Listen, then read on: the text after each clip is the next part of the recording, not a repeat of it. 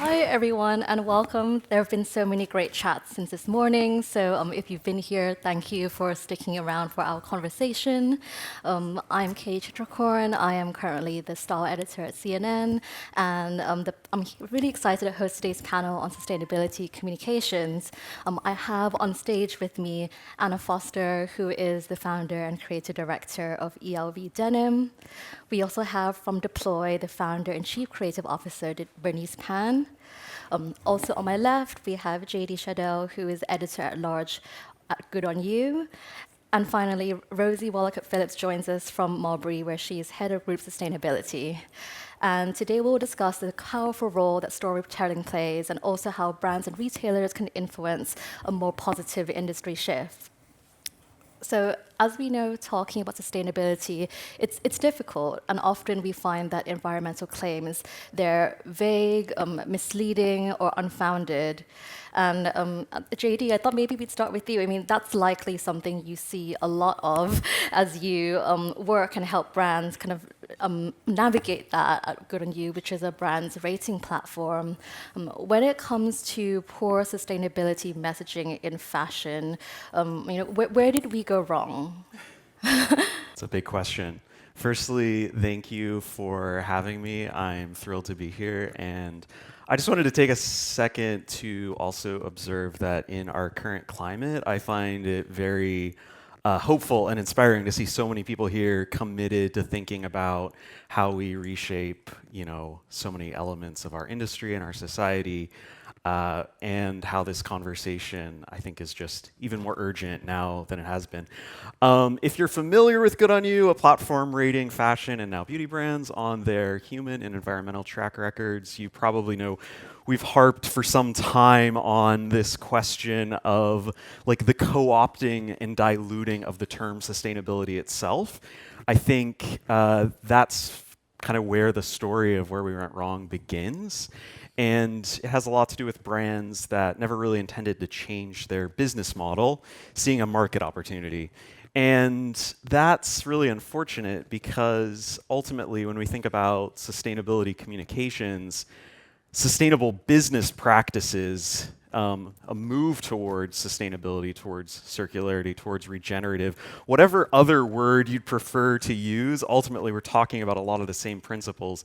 That first needs to begin at the business, and wherever you are in your business journey, that needs to be reflected in your communications. And so I think where we went wrong has a lot to do with the fact that sustainable business didn't come first. We went to sustainability claims, buy this pair of shoes that have 50% recycled ocean plastics, and all of a sudden you're saving the ocean. And I think, unfortunately, we're seeing a backsliding away from brands now towards green hushing, but still the fundamental underlying business in many cases hasn't really changed. And so ultimately, I think we need to meet consumers where they're at and acknowledge that sustainability is one of many, factors they're considering in making a purchase, in informing their activism, and so forth. But ultimately, it needs to start with sustainability in the supply chain, in the business. And so that's often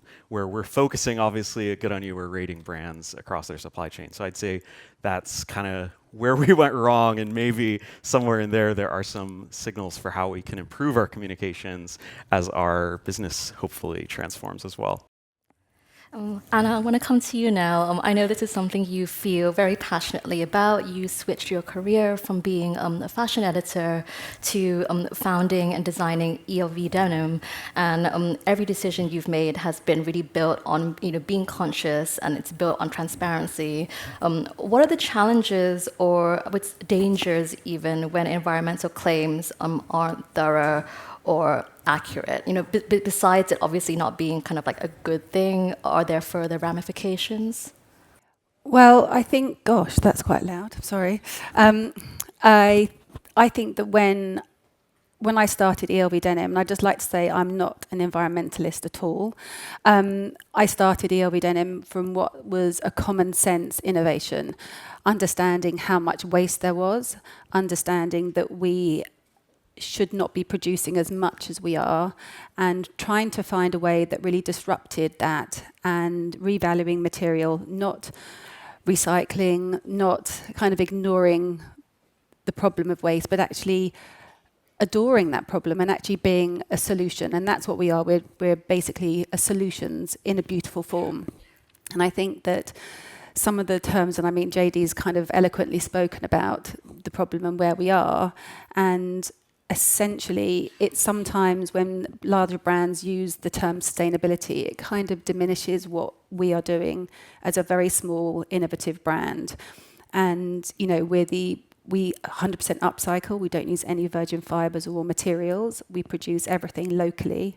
And we also are able now to do it at scale. So when we're working so hard to make that difference, it can be painful to listen to other brands communicate in sustainable ways. But other times you have to think, well, that's what they're doing, and we can only be better and be really further transparent in what we do to prove it. You know, the proof's in the pudding, as they say. So we launched London Fashion Week last month, a month today, and we laid all our processes bare. Because it's quite a lot to say that I really believe, and I know it's going to be very controversial, I believe we're the best brand in the world. And I can say that because I'm quite happily exposing my processes and exactly what we do to prove that. We were having a conversation internally with someone that wanted to kind of create some content with us, and they're saying brands are too scared to say things. And I think if you're a really true not a sustainable brand, but built on sustainable ethics and processes, you shouldn't be scared to say those things. So we are, and we're going to do that. Are there any kind of dangers, I say, for brands that maybe haven't had it built into their business models from the beginning, like yours? Are there any reasons why you would kind of encourage them to think about how they communicate? I think it's taking a step back, because I think all the brands here would say, and all the companies here are all going to be saying they're doing their part within the word sustainability, but there are certain levels, and I think it's embracing what you're doing and also recognizing what you're not doing and saying, we can't do this, we can't do that, but we're doing this until we're able to have enough research or data, because again, these are all businesses, and you can't, as a business owner, no matter what business it is, if you're to jeopardize what you're doing by trying to take too many steps back, you're going to be left with no business. So that's going to be a problem playing out in most people's heads. Maybe I'm lucky because I started from that point and it's grown from there. But I think someone once said to me that we are being very conscious. You know, we're reusing our materials from last season, but that doesn't make it dead stock. That just means they're being conscious. And I think playing those roles out and having, ideally, if we created I've worked with Bella Webb at Vogue Business to create this glossary of terms. And I think if we can have industry glossary of terms that everyone can focus on, then it really allows people to be able to go, I'm going to focus on this. You don't have to do all of it. We just want, maybe there's a different word to describe, I'm trying to be 1% better this year and 2% better next year. But I really think there needs to be a word that isn't sustainable but that's where Good On You helps, because you've got an impartial platform that's really talking. I mean, Good On You were talking about us before we even knew what Good On You was. People were saying, I heard about you on Good On You. And I was like, great. And it's impartial, and it felt more relevant. Absolutely. I'll come back shortly on the solutions that we might have going forward. But when the five of us were regrouping ahead of this event, Rosie, you said something that stuck with me, which is that nobody, or let's say very few people, are saying the wrong thing on purpose. And one challenge that I hear is of how PRs or people working in communication for a brand, they might have limited access to certain information, and that can hinder progress when the media or consumers ask for more. So in your role as head of group sustainability at Mulberry, how do you navigate, and I guess maybe the second part to that question is, do you find that there's a conflict between what you're willing to share as a brand and also what people are interested in engaging with? Yeah, I think it's really true to say that there's no well-meaning brand out there that is trying to mislead their consumers. We're definitely always trying to get the right message across. And the truth of it is that sustainability is very complicated. So whether you're talking about carbon footprints, LCAs, circularity, these are really complicated topics that we have to break down into bite-sized chunks for our consumers. And to do that, I have to build really strong relationships with our marketing and communications teams. It's as simple as that. We have to work together to ensure that the technicality and the expertise that comes through product development can translate its way through marketing and communications, into our stores, into the customer services team, the social media team, so that everybody is aligned and understands to help simplify those complicated topics. And exactly like you said, having a glossary of terms, we have that internally. We know that these are the way that we talk about certain topics as well. We also used the Sustainable Fashion Communications Playbook to create some internal training modules. And we did a couple of afternoon sessions, myself and my colleague in the sustainability team, spent time with marketing, comms, retail, customer services, to make sure that when they were responding to these queries, they felt empowered, they understood the topic, or they had a better understanding than 2 hours before when they started the session. And have you, like in your extensive experience just working in the space, have you found that's becoming more common now? Is that still quite unusual for a brand? I mean, let's see what everybody else says later. I think hopefully it's not too unusual, and the teams are working together within brands, because otherwise the marketing team will be trying to write their stories based on the best available knowledge that they have. So hopefully people are speaking really closely from sustainability and product teams down into their marcoms and outward-facing teams to get those messages out there. But yeah, I think it's really worth acknowledging that we're all here talking about really complicated topics, and I've been in the sustainability department at Mulberry for 7 years. I am in no means an expert in sustainability, but I know little bits about lots of topics, and then we have our networks to support us bring those topics to life when we need that expertise. Could I add something to that? Because I think this is so fascinating. I often observe that, especially in larger brands, mid-sized brands as well, but you see it with smaller founder-run brands additionally, is a tendency to have really good intentions about saying, buy this pair of shoes and you'll save the planet, and not necessarily thinking about what that kind of communication achieves. And so one thing if you're working in a brand large enough and lucky to have a communications lead, I often advise comms leaders to think of themselves first as internal journalists and investigators. I don't think you necessarily need to be an expert on every communications or every topic you're communicating on, but I think you need to know how you find the experts, how you verify information. And so I think that begins with just having access to how the business is performing, and also thinking about the optics of what you're saying. And so a lot of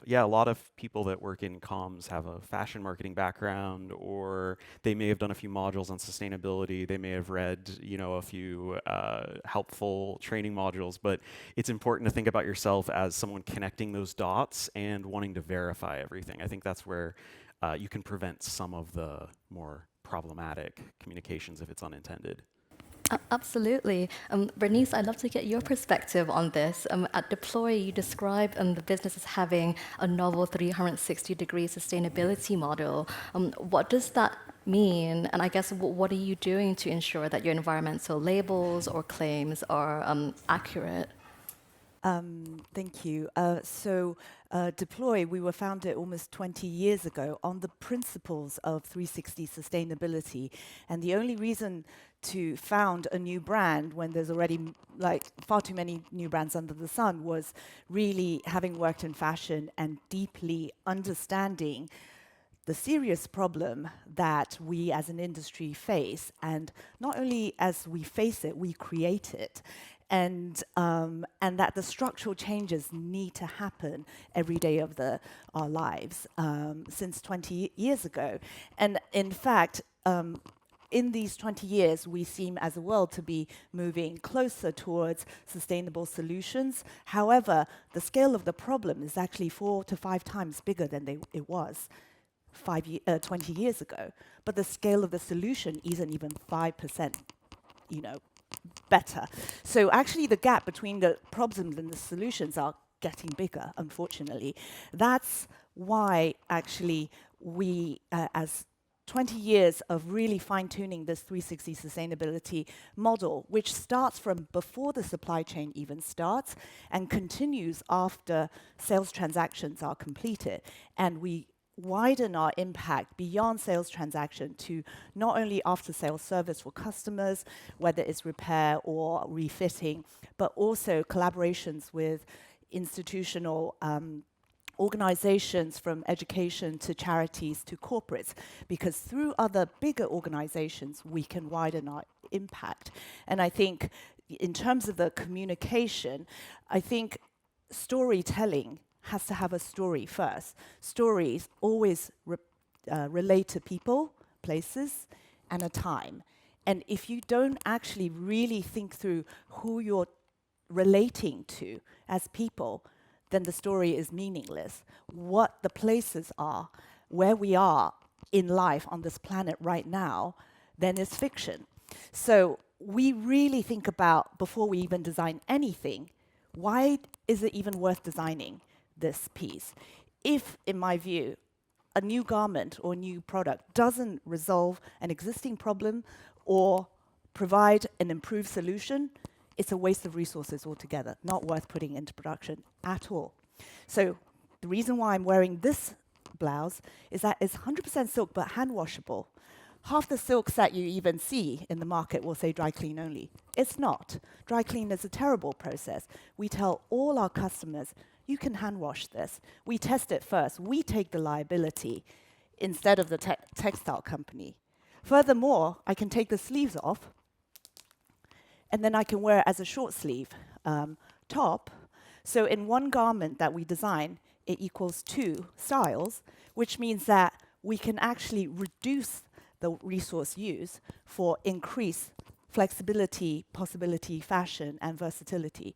And that means that if we have a 100 billion garment problem today, in one season, we can actually reduce it to 50 if we all design this way, by thinking, how do we use minimal resources to create maximum newness in a different way of growth and prosperity? And that's what it takes us through our entire compass of every single step, before, during, and after supply chain. And this story, we tell customers, they're engaged, it increases our brand loyalty, and it increases our market share, because once people convert to deploy, they're like, wow, no one else does this. Your brand is the best brand in the world. We may be second best, but we are the highest scoring B Corp in the world as of this month, beating Patagonia. And that is verification, assessment, testing, and really then it's worth communicating. Very seamless demonstration. Don't think many of us expected that. But I also think amongst the points you just mentioned, it's interesting you talk about sales, because also in our earlier regroup, I think it was JD who made the point that sustainability communications, just speaking very generally, is still positioned as a way to convert sales. What other incentives are there for brands to improve or to prioritize this? I guess maybe for those who kind of like more a different way of thinking, whether for you or for Anna to answer. No, just how the idea of like doing good, focusing on sustainability, communicating it well, it's still generally being positioned as a way to convert sales. You do this, more customers will come in. And I think, like, how can brands think differently, or how can they be more incentivized if they aren't already? Well, I mean, I think there's a couple of questions in there, and for us at E.L.V. Denim, what we try and do is tell really honest stories. So since our first campaign in 2018, when I used friends and family, because I think that we don't all look like one model. We're all different shapes and sizes, ages. We have different interests. So we try and convey our story through our customers. And then we had another campaign where it's this jean is made for me, because when people put on our denim, it feels like that jean was made for them. That's the whole purpose. It's already lived in, and, you know, I could go on for ages why our product is so good, but it's about the communication, about being honest and transparent, and actually, as you say, about people, every person should really have the ability to put a pair of jeans on. It makes them feel amazing. And that was the message, because really people come to us either because they hear about the story, because they're looking for a more conscious consumption choice, or they come to us because they really want to feel and look good, because you can make the most sustainable item in the world, but it doesn't make you look good and feel good, then you're not going to wear it, you're not going to celebrate it. And this is why I think, we've gone from a point where producing 100, 200, 300 garments, and that's from, luxury used to produce on small levels. They now produce on huge amount of levels that is sometimes paralleled with large contemporary or fast fashion brands. So we've lost that identity. We've lost that ability to say, I have got something that no one else has. And that's going back like 25 years when I started working in the industry. And now that's so diluted. So we want to celebrate the individual. Every human is different. Everyone is unique, and having a garment that is unique as the person that wears it, that for us is our most poignant selling part of our brand, is because we want everyone to celebrate the individuality. And once you have something that fits you and fits you like a glove, and it does alter, and we explain about those parts. And if we haven't conveyed that, then all our transparent messaging is very simple. I think simplicity is key. If you're looking at the information on a site and it doesn't make sense, there is stuff being hidden. It should be very transparent. You should be able to get a business's message and their supply chain in a couple of minutes. If not, then it's hidden things, hiding things.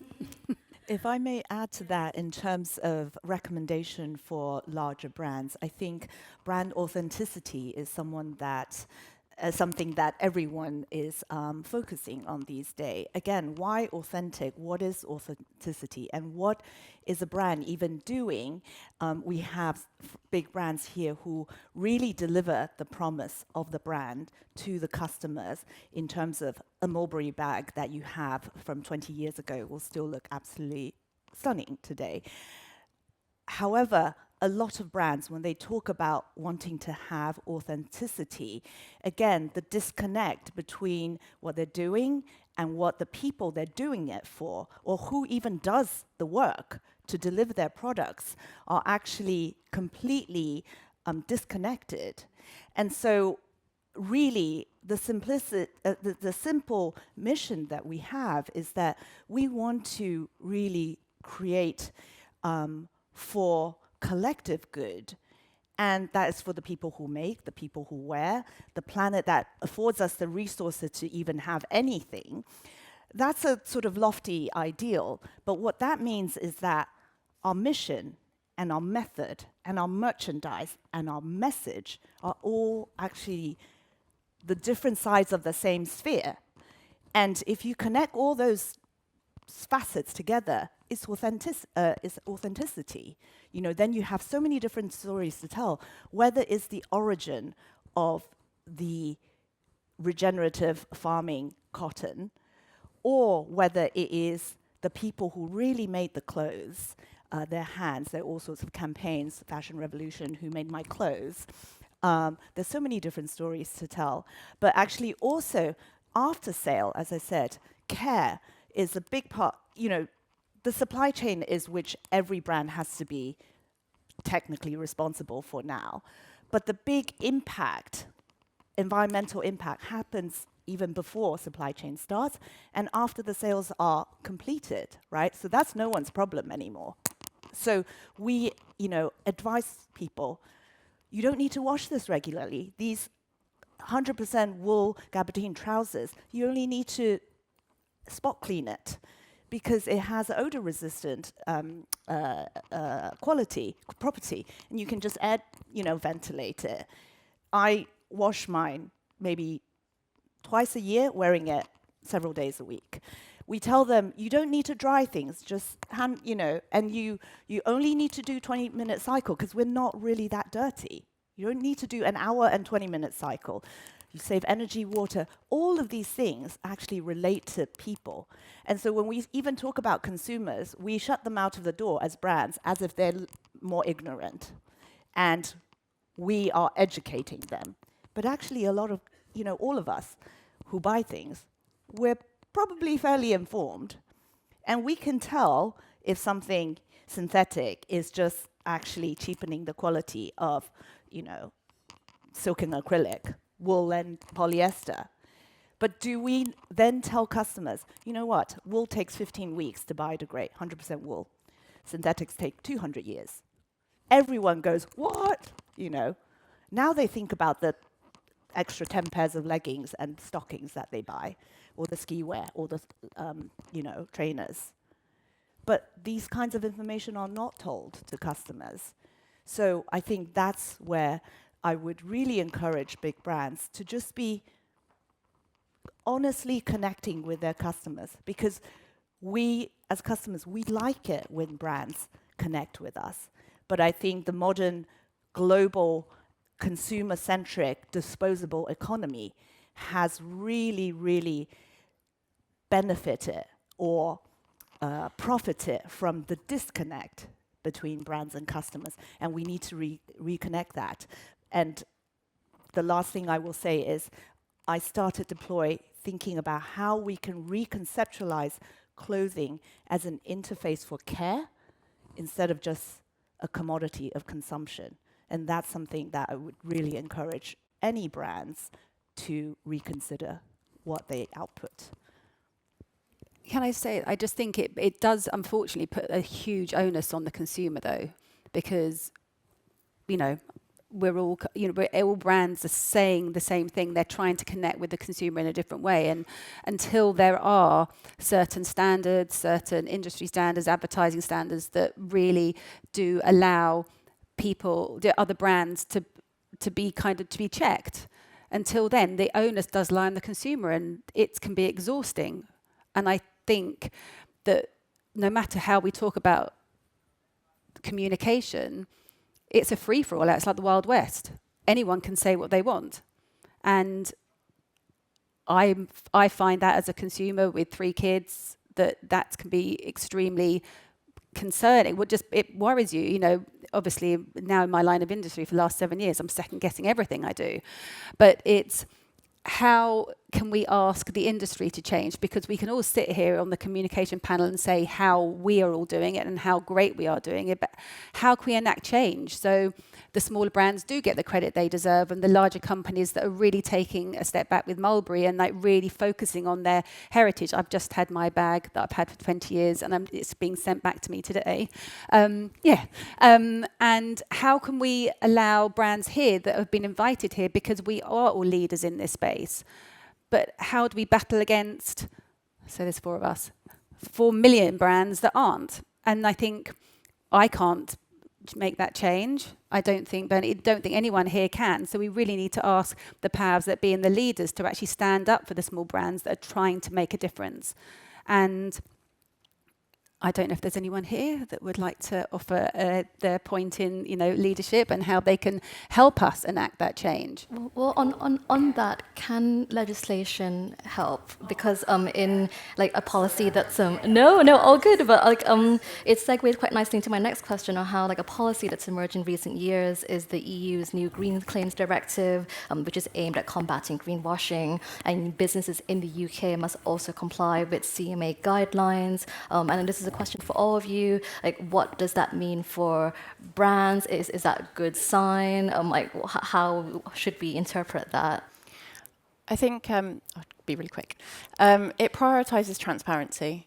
Hopefully some of you saw Andrea Baldo, Mulberry CEO, speak this morning, and his new strategy, Back to the Mulberry Spirit, is really prioritizing, he calls it a radically transparent supply chain.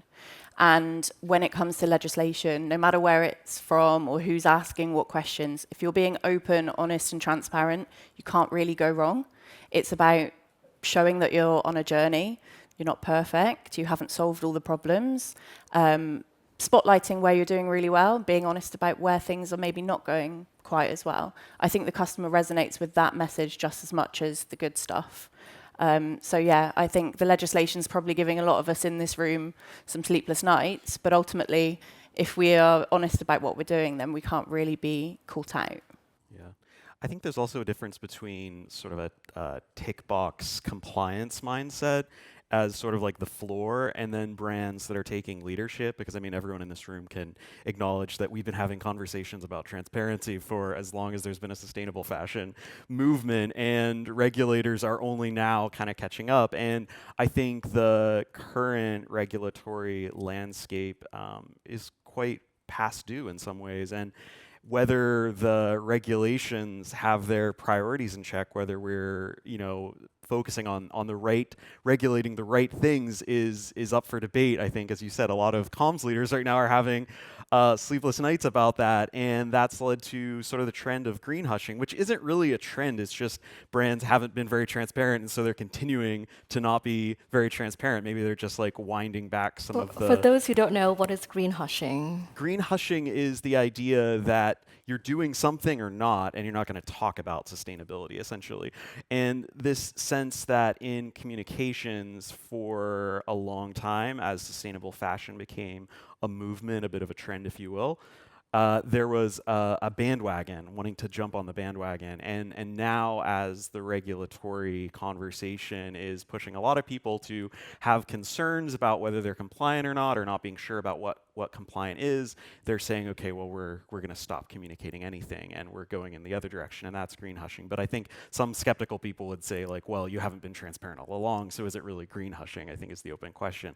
But in my view, the opportunity here is to take a leadership view. I think connecting a few dots from what some of the brands on the panel have said, it really comes down to how can you use communication to transform what we might call like the architecture of desire. Like, how can we move away from the sense of synthetic trash, cheap stuff, like the consumer culture that I think everyone doesn't really like, and ourselves, our parents, our grandparents have memory of a system that wasn't like this. It's not that hard to imagine an alternative system, because a lot of us have lived through alternative systems.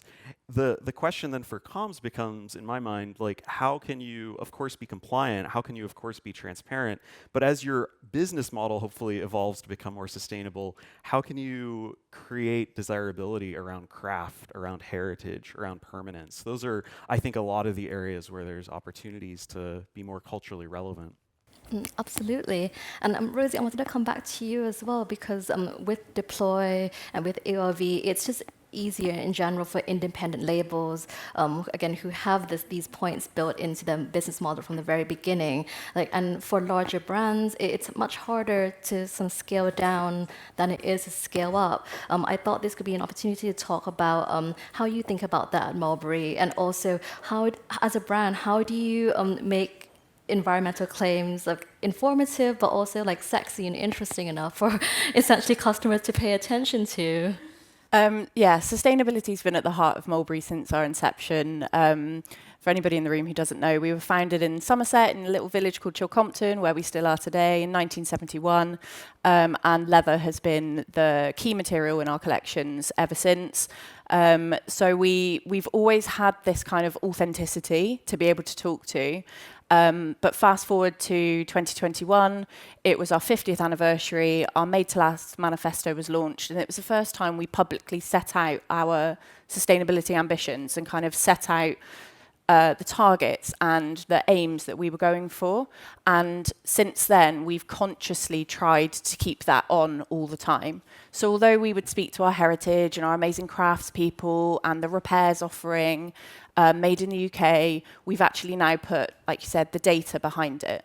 So you can go onto our website, you can read our beautiful sustainability report that we write in-house every year, if you really want to get into the detail of it, or you can just browse through each of the 5 pages that we have around the different sections of our sustainability strategy. So if you really want to dig into climate, you can go and read about our science-based targets. So we've tried to make it really sexy, as you said, to kind of break it down into these more bite-sized chunks, but actually offer the additional detail behind it if necessary. We've also found that customers really do engage with it. So when we have social posts of, a repair being taking place in the factory, in our lifetime service centre, they are so highly engaged with. Customers love to see it. We get so many conversations in store about where's the leather from, which factory is this from, tell me about Somerset. So we know that customers want that kind of sexy storytelling, and then we can point them to the detail when we're ready to. You're also quite considered in your partnerships. I know your Mulberry is quite engaging on TikTok. You've had collaborations, but you mentioned earlier Stefan Cook. Maybe you could talk about those as well. Yeah, of course. So our collaboration with Stefan Cook was a really fantastic way for us to bring circularity into the realm of London Fashion Week under the amazing design direction of Stefan Cook, Stefan and Jake, who spent Fridays in our factory with, I think it was 27 of our pre-loved bags, and they reimagined them ready for that catwalk show. So we captured some beautiful content for that as well, and it was really, really kind of highly engaged with, not only from a kind of consumer perspective, but internally for us to see those bags being like reworked and recrafted and these new beautiful designs coming out. It was really, really kind of it was wonderful to see. And we see that all the time coming through our lifetime service centre. It's like walking through a Mulberry museum or an archive, and you want to see which bags have been sent in. And Anna, I'm sure your bag was amongst all of that archive for a few weeks when it was being repaired as well. So yeah, I think that really speaks to, again, the emotional connection to the product that our customers have. Yeah, just to add. Oh, I've always been. Oh, I haven't been cut off. It's I think where some elements of communication can be utilised by larger brands is by, as Mulberry, by definition of how it's grown, it's always been existed to be a common sense innovation brand. With keeping, our production is in East London, so we have got our message to say, and as you say, collaboration is really key, because we are able to impart our knowledge and the expertise that we've had, and we can either help brands that have, are just stepping their toe into it and want to understand how they can revalue their waste, or you have companies that are much more established that want to partner because you're both giving endorsement to each other. And I think that part of communication is that sometimes people might say, oh, another collaboration, but when you are aligned on so many different levels, on a very public-facing collaboration, but also on a smaller-facing collaboration, the benefit that the big businesses that we've gone to speak to, and we're already trying to monetize their waste and give it a value, then they can talk about that, taking the next step. I just think shared knowledge is, what we've learned over the last 7 years is something to be shared, and something that it's for the good of everyone. I don't think that fashion has taken so many different paths. One massive path is its profit, because of the amount of clothes are being produced, and it's all about profit, where actually lots of the smaller brands are trying to innovate. And of course, you need to be profitable to carry on growing and scaling, but it's investing that back in. And by share, and not being selfish, and not being, a number on a share certificate to someone. I think, communication between brands can be a more valuable thing than just kind of trying to get your numbers at the end of the year. May I just qualify a comment you made earlier about that it's easier for smaller brands to actually set sustainability at the core of the founding than for larger businesses to change and transition. I think that is factually incorrect, if I may say so. It's not that which is easier or harder, it's just entirely different challenges. And both have a lot of different kinds of challenges to overcome. And we need to all be genuine about whether there is the will to actually change. So, small businesses, as we know, we don't have long credit line, we don't have deep pockets, we have cash flow issues, we don't have bargaining power, we don't have dividends to distribute, and, and the list goes on. Big businesses have different kinds of challenges, of course, but it doesn't mean that we actually should just put a disclaimer up front and say, oh, well, because we're very big and then it's very complex of our supply chain and therefore it's going to take us longer to change. Actually, in France, one day, literally, overnight, there are no takeaway coffees with plastic cups anymore. You will not go anywhere and find a plastic lid on a takeaway drink. That is legislation, clearly. But also, it means that when businesses have to change, are ready to change, everyone can change. Doesn't matter what size you are, a corner shop or you are a supermarket. So I think we must be real about whether the will is there. If the will is there, there is every way that we can get there. So we, as a small business, we have changed out all our mailer packaging into a cornstarch and sugarcane made clear thing that is not plastic using soya dye. And we all know that there is a plastic waste issue. We may or may not know it takes 500 years for plastic bags to biodegrade. But we also know that we should be reducing plastic. Fashion industry, we're still one of the biggest offenders. And if a small company like us can transition entirely, then there is absolutely no reason why everyone else can't be buying the same product. And lo and behold, 70 years on from post-Second World War petrochemical, acceleration in the growth, we have, as the world, increased our plastic consumption by 70%, 70 times. But we haven't even recycled 7% of all plastics ever created since 70 years ago. So recycling isn't going to get us out of this conundrum. And I think, again, if we talk about communication, genuineness, honesty, transparency, we've got to really be real about what the problem is. We can't hide away from the real problem and then think, oh, we're all doing a little bit good now.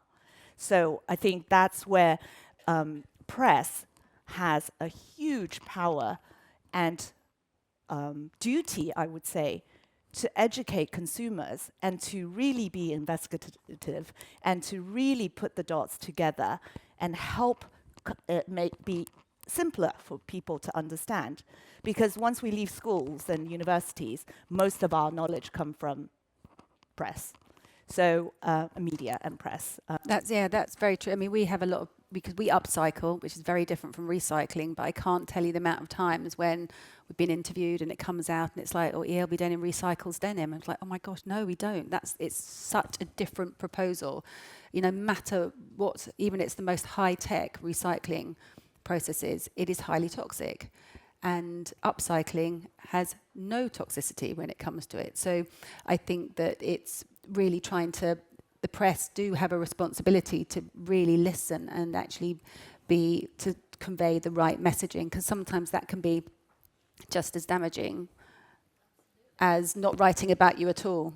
Absolutely. I feel like my microphone's not working anymore. We need to start wrapping up. I was going to say... I'm in two minds about this. You're all so passionate. I appreciate that earlier point as well. Learn something new every day. But I think maybe very quickly, just like if we could just very quickly go around, just like your ending note, like what would be your best advice for communicating with customers? Perhaps Anna, if you can condense it, what would you say?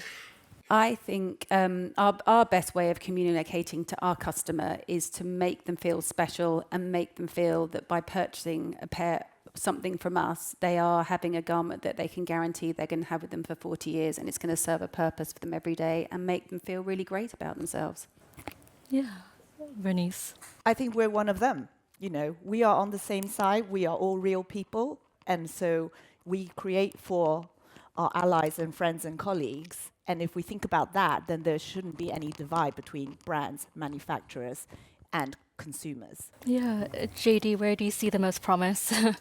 I would say, in addition to all of these excellent points folks have made here on the panel, think beyond beige, please. And I realize my client, Good On You, who I work with, the background on our website's very beige. But what I mean by think beyond the beige is we need to start thinking about sustainability in more of a cultural integration, like not just a niche technical subject which experts debate about the best way to implement, and beyond just the granola end or segment of a market. I think we really need to think about our communications if we're working for a brand, especially that is doing the work in their supply chain, to really think about cultural resonance and challenging what we desire as consumers, telling different narratives about craft and heritage and permanence. And Rosie? Yeah, I think consistency, whether that's consistency in your own messaging, internally, externally, or within your own industry. If you're being consistent, you know you're going to be transparent, you'll say the same thing, the customer will engage with that, will learn from it, and hopefully be able to, trust your communications. Well, thank you so much to our speakers, and thank you so much for listening.